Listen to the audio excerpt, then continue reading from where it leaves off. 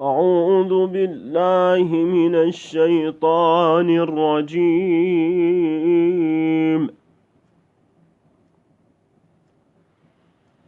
ولا تحسبن الله غافلا عما يعمل الظالمون،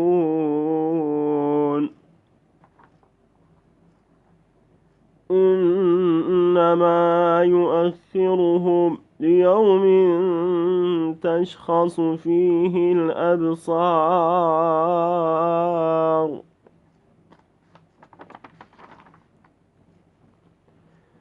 مهطعين مقنعي رؤوسهم لا يرتد إليهم طرفهم وأفئدتهم هواء.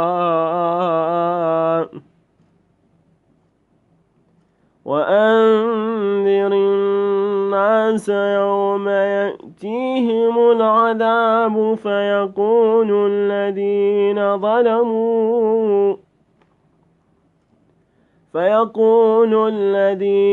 ظلموا ربنا أخرنا إلى أجل قريب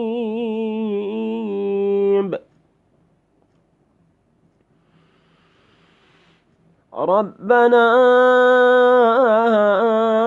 أخرنا إلى أجل قريب نجب دعوتك ونتبع الرسل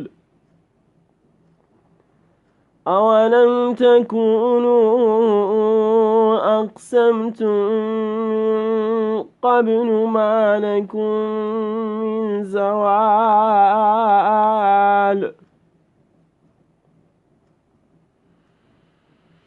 وسكنتم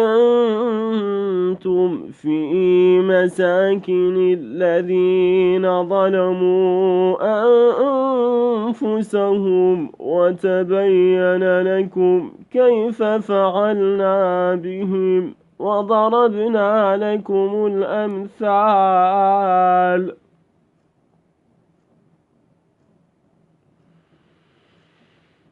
وقد مكروا مكرهم وعند الله مكرهم وإن كان مكرهم لتزول منه الجبال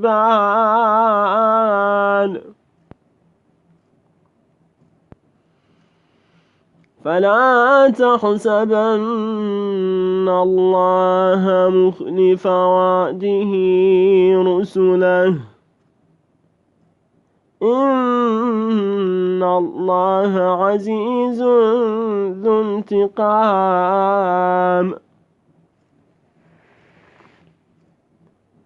يوم تبدل الأرض غير الأرض والسماوات وبرزوا لله الواحد القهار. وترى المجرمين يومئذ مقرنين في الأصفاد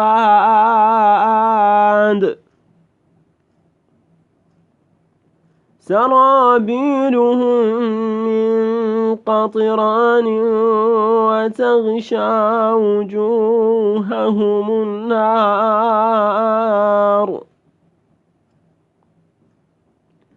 ليجزي الله كل نفس ما كسبت إنه سريع الحساب.